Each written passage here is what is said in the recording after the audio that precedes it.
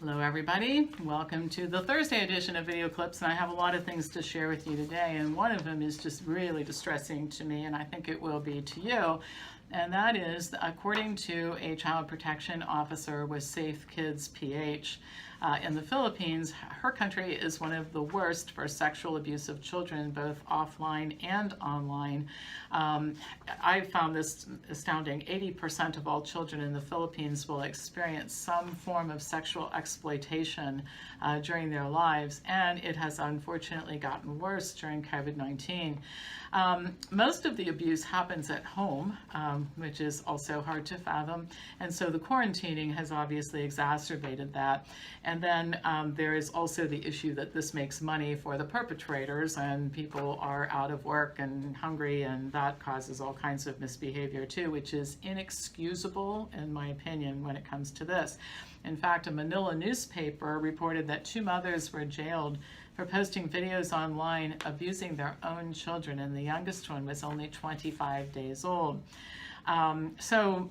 Images of children being exploited have increased by about 100% starting from March on, as opposed to the same time periods last year. So again, it's very profitable, and this type of situation that we're in becomes a really good grounds for this type of thing. It's very, very concerning, and we need to get to the perpetrators and put them out of business. And it just seems like you get rid of one, and then there's another and another and another, but it's another consequence of this mess that we're in. I think that everybody knows that the end game is that we're supposed to all get vaccinated, and Bill Gates has actually said that until we can vaccinate 7 billion people, we're not going to go back to normal.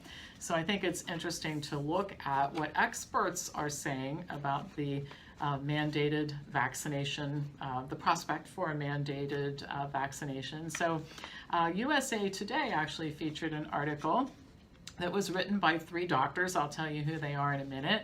The article was titled, "Defeat COVID-19 by Requiring Vaccination for All. It's not un-American, it's patriotic." And the original subhead read, "Make vaccines free, don't allow religious or personal objections, and punish those who won't be vaccinated. They're threatening the lives of others." So basically what the article said is that vaccines should be mandatory, and if you choose not to have one, there are tax penalties, higher insurance premiums, and then the denial of many government and private services should be considered if people refuse the shot. And they go on to say, this is a quote, "The measures that will be necessary to defeat coronavirus will seem draconian, even anti-American to some, but we believe there's no alternative. Simply put, getting vaccinated is going to be our patriotic duty." And the doctors are Doctors Michael Letterman, Maxwell Melman, and Stuart Youngner, all affiliated with the vaccine makers, as you might imagine. They say there's no alternative to vaccine-induced herd immunity in a pandemic. Broad induction of immunity by immunization will be necessary to end the pandemic. So they're actually repeating what I think Bill Gates was called the world's most powerful doctor in one article. They're repeating what he says. They're following him. And then when a vaccine is ready, they wrote, it must be free and exemptions must be only made for people with medical contraindications to immunization, but medical conditions that prohibit COVID-19 vaccines will be rare, they said. No religious or personal objections to receiving the shot or shots should be honored, and harsh penalties should be adopted by important sectors of society to pressure the populace to comply. They proposed, quote, "Private businesses could refuse to employ or serve unvaccinated individuals. Schools could refuse to allow unimmunized children to attend classes. Public and commercial transit companies, airlines, trains, and buses could exclude refusers. Public and private auditoriums could require evidence of immunization for entry." Haven't I been telling you all along that this is what's been coming? They then outlined how a registry of immunization would be needed with names entered after immunization is completed. People who receive the vaccine would be issued certification cards with expiration dates. The durability of protection by different vaccines may vary, so you would have to have booster immunizations. So this is a one-time thing. You got to do it again and again and again and have a current certification card carrying with you. I'm telling you, they're going to put the yellow star on my arm any day, standing on the front porch of my house.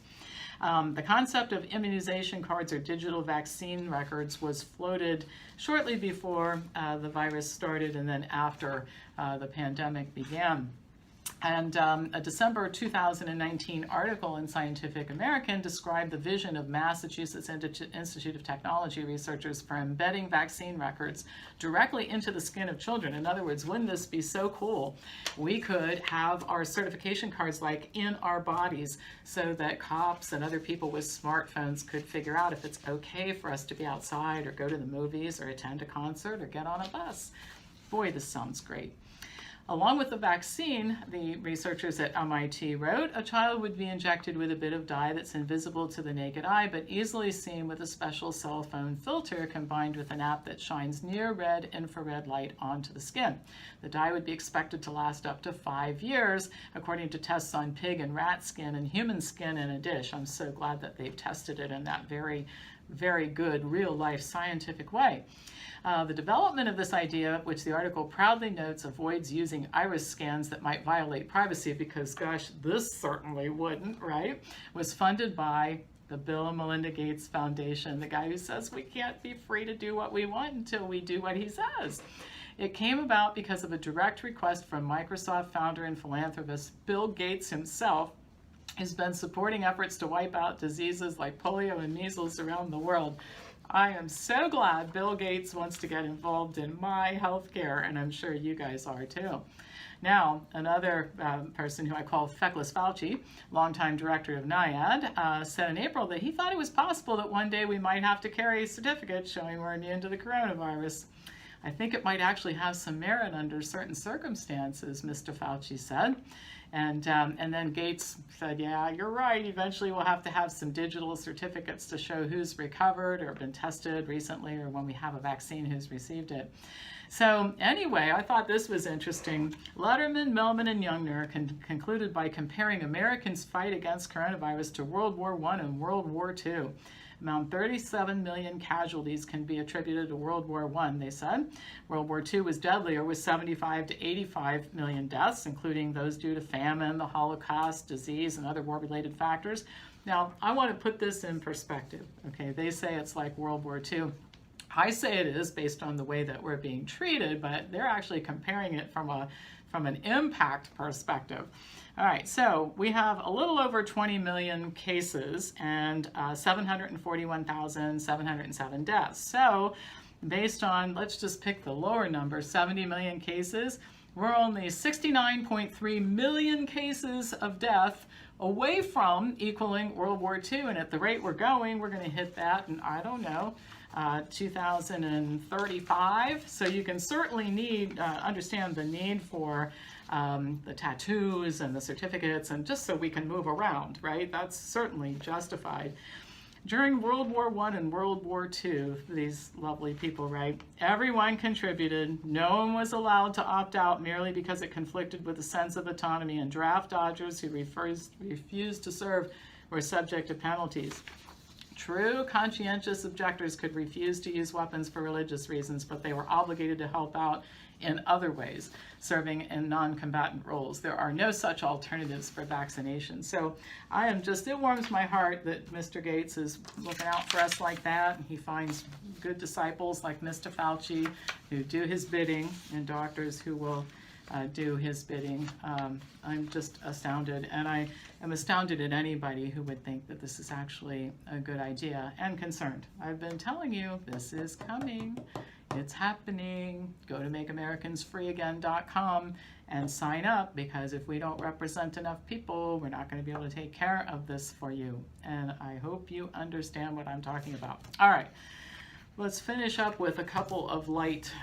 After this, we have to have something that's a little bit humorous to break the feeling of dread here. So in Madison, Wisconsin, the head of the Department of Natural Resources is now telling people they need to wear masks during teleconferences, even when they're not around others and at no risk of spreading the coronavirus. Natural Resources Secretary Preston Cole reminded employees in a July 31st email that Governor Tony Evers' mask order was going into effect the next day. That means every DNR employee must wear a mask while in any of their facilities, and also wear your mask even if you're home to participate in a virtual meeting that involves being seen, such as Zoom or another video conferencing platform, by non-DNR staff, because it would be a show of support for the masking. At least they're not claiming that Zoom has now become a method for transmitting the virus, which I thought that's where it was going. But anyway, this is a way to show support for the idea. But in general, I would tie mask use to transmission risk, and that doesn't seem, that seems like a good reason to wear it. So anyway, insanity. And then this is just a spoof from Health Canada.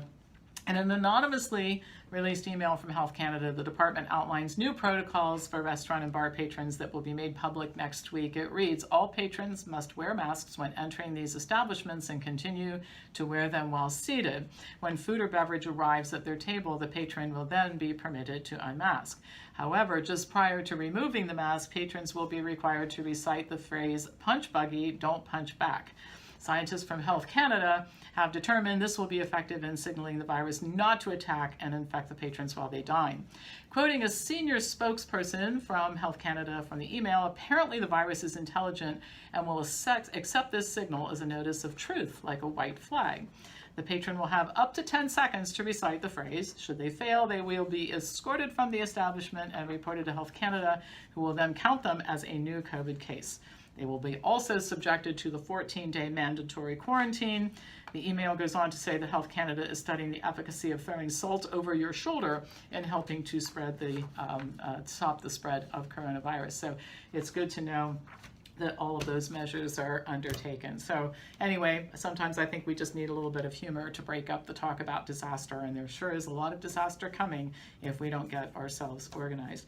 One thing I want to mention that has been a concern of some people in terms of supporting our movement, Make Americans Free Again. I don't want you to stop supporting your local groups, and I don't want you to stop giving money to your local groups. Don't give us money, give us your name. What we need is to be able to sort massive numbers of names and according to legislative districts and that sort of thing. And I'm not going to say I represent people who I don't represent. You guys either go there and register and get your friends to do it. We build a huge base, or we don't. It is the bottom line. And I think I've given you some reasons today why we really need to take this seriously. But we are not instead of the groups that are out there operating. We are in addition to and performing a service that those groups aren't performing, because it's very expensive to do. And again, we're funding it ourselves. We're just saying, if you like what we're doing, buy something from us. You don't have to send us money. We just think it's that important to do. All right, that's it for today. Turn other people onto this channel, spread the word. Visit our website at WellnessForumHealth.com and visit MakeAmericansFreeAgain.com. And I'll talk to you tomorrow. I'll be back with more news.